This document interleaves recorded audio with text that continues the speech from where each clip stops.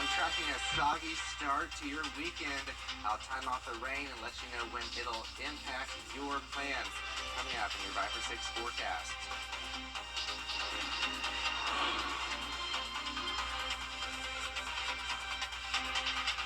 Still affecting people here today. Plus, addressing food insecurity in our area, how Golden Harvest is getting set for the future, and more children getting sick since they've gone back to school.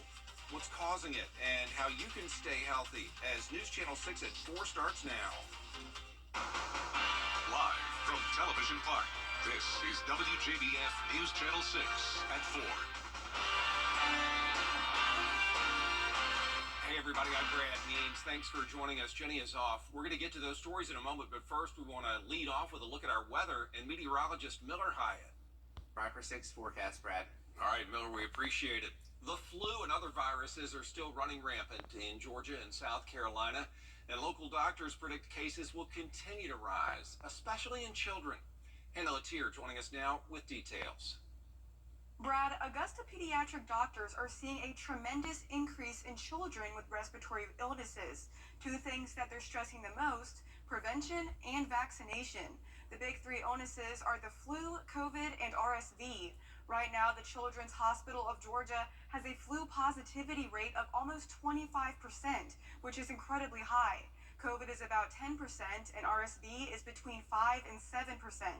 Doctors there are also seeing an alarming trend that they didn't see last year. There are a tremendous amount of children with influenza admitted into the ICUs with bacterial infections secondary to the influenza. So what we believe is that the influenza triggers the immune system in a way that it gets weaker, and then when it gets weaker, then the bacteria can enter into the cells. Based on statistics the hospital has gathered since August, Dr. Camillo predicts the highest number of cases will be between January and February. It's not too late to get yourself and your child vaccinated, which can be done at your local pharmacy or doctor's office. Brad? All right, Hannah, thanks. The Red Cross sure could use your help these days. January is National Blood Donor Month, so a good time to go by. The Red Cross says the national blood supply is strained. They need donors. They also need volunteers to help families who've been displaced by home fires. We have multiple lines of service at the Red Cross. So service to the armed forces, disaster services, biomedical services, training services. So we help a lot of communities in need. And we rely on our volunteers to support our mission. 90% of our workforce are volunteers. The Red Cross hosting volunteer events across Georgia. Hunger continues to be a big problem in our area, and Golden Harvest Food Bank is trying to do something about it. They need your help, though. Here's Graham Lee. 2 years ago, the Golden Harvest Food Bank found an 8.8 million meal gap across the 25 counties they serve. As they expand their facilities to help address this issue, they are in need of more volunteers. They have adopted a plan to eliminate that gap by 2030. Part of that plan includes a new produce rescue center that is currently under construction. But their new volunteer center will soon be used to pack meals for students, food boxes for seniors, and meals for families. President Amy Brightman says an additional 40 volunteers a day will be needed to do this. The reason that this building exists and that we did this expansion and are inviting the community in is to address that problem in a more powerful way and invite the community to come alongside us to help pack these backpacks for children and senior boxes and get them out to these rural counties. Their new volunteer center will open this Monday, and with a new facility comes new volunteer shifts. You can find out how to sign up at WJBF.com. In Augusta, Graham Lee, WJBF, News Channel 6. There's a new mayor in Rennes, Georgia, and he's making history. David Hanna, the first black mayor to serve in that area, but he's not new to his city. No, he was born and raised in Rennes. His father was the first black person to vote, the first black police officer. Mayor Hanna says he is following in his dad's footsteps by serving the community and listening to the people. Housing, and that's what people want to see. More housing, more businesses. People are hurting. We got a lot of young people that's leaving the city of Rennes, going other places, and and they say, hey, y'all really won't have nothing to do around here. If you get us somewhere to stay and live and things to come back here, we want to come going back home. We're going to cover some of the plans Mayor Hanna has as he continues to settle into his role as a city leader. That's coming up on News Channel 6 at 7. In Augusta, former Commissioner Marion Williams is announcing his campaign to return to the commission in Super District 9. Last night, Don Clark announced he'll be running for District 5. Clark's a retired Army officer who was Deputy Director of Forces United. Election Day, remember, coming up May 21st. The deadline to register is April 22nd. High hopes for a bright future for Augusta. Mayor Garnett Johnson kicking off 6. Well, the McDuffie County community is mourning the loss of a longtime leader. Robert Knox Jr. died after a short illness. Knox served as mayor of Thompson for 30 years. His pastor talked to us today about Bob Knox's impact on the community. The community is grieving the loss of a great man, a great leader in the Thompson, the McDuffie County community. Mr. Knox, even as he was retiring, still talking about the upcoming new school that they're building in Thompson, still taking clients on his last day at work. So Mr. Knox was a man of faith in his community and will be truly missed. Bob Knox is survived by his wife and 3 daughters. They're still working on funeral arrangements. E.T. E.T. E.T. Come on. Love you, E.T. E.T. E.T. Can you imagine that? Hold on. I know. E.T. We're really going for it here, aren't we? E.T. Give us some of that good stuff. Come on. E.T. E.T. Wow.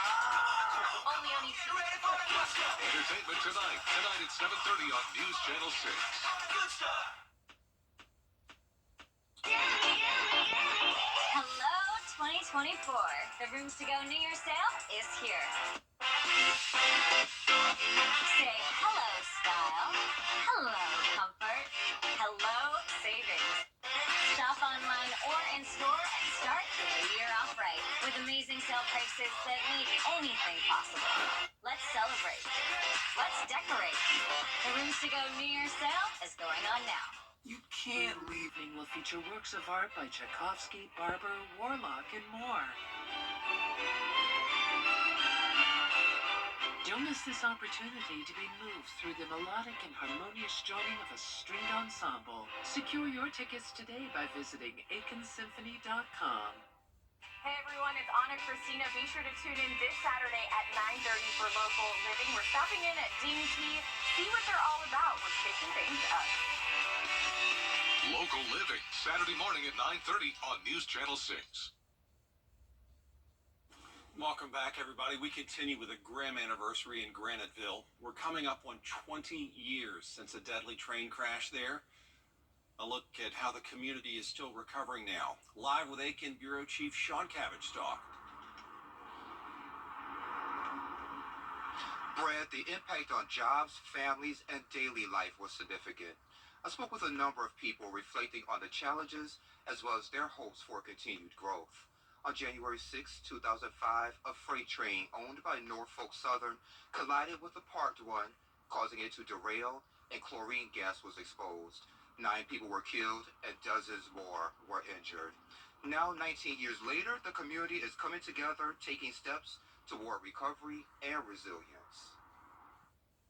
You know, there's growth over in Walmart with the company now converting that facility into living quarters, and of course the Hickman Hall is now an art center, and we hope that they'll move through some of these mills and convert those into usable structures in the future. And back here live now, many of the folks I spoke with today said they would like to see Graniteville incorporated. That way they can help with the continued growth. For now, live in Graniteville, I'm Aiken Bureau Chief Sean Cabbage-Stalk, WJBF News Channel 6. Sean, thanks. A lot of people starting off this new year with resolutions, including promises to become healthier and happier. Well, maintaining a healthy lifestyle is good for your heart, but researchers found it can also be good for your mind. Here's Ike Ajachi. Mental health is no different from our physical health, and a new study finds that a healthy lifestyle may reduce your risk of depression. You might think being healthy just means eating more fruits and veggies, but researchers from the University of Cambridge in the UK and Fudan University in China found that these 7 specific lifestyle habits were associated with a reduced risk of depression: moderate alcohol, regular physical activity, no smoking, 7 to 9 hours of sleep a night, limited time spent sedentary, and staying connected with friends and family. Even picking up 2 of those habits helps the risk of depression to go down. The more healthy habits adopted, the lower the risk of depression, even for those with a greater genetic risk. If you think you could be experiencing symptoms of depression, talk to your doctor. If you're struggling with a more significant crisis or thoughts of suicide, text or call the Crisis Lifeline at 988. Free help is available 24 hours a day, 7 days a week. With this Medical Minute, I'm Ika Jachi, ABC News. A local church is getting set for a wellness event. It's coming up tomorrow. Greater Young Zion Baptist teaming up with faith-based initiatives and the State Department of Behavioral Health and Developmental Disabilities. The focus tomorrow is on mental health. Mental health is very, very real. And more people in our society today with dementia, Alzheimer's. We have people who not only have those issues, but we have people who are caring for people who have those issues. So the church can become a very informative piece, but we can link them to relevant resources to be able to provide the kind of care that needs to be provided. The goal is to develop an emotional wellness ministry at churches all over Augusta. The event tomorrow, 9 in the morning to 1 p.m. It's open to the public. You can find out more info and sign up for it on our website, WJBF.com. Still ahead, Miller is back with the forecast for the weekend and beyond. He'll check out those rain chances. Also, I had a local high school gets a brand new auditorium. What a special ribbon cutting it was. We'll cover it for you when News Channel 6 at 4 continues. I'm attorney Jamie, and drying out next weekend, so it's a pretty active El Nino pattern ahead, Brad. All right, thank you, Miller. We appreciate you keeping an eye on everything. How about Aiken High School and their brand new auditorium? Mighty nice. One of 4 Aiken County school construction projects paid for with the 2014 1-cent sales tax. You saw them cutting the ribbon, and there you see the facility. It is impressive, and school leaders say they're grateful.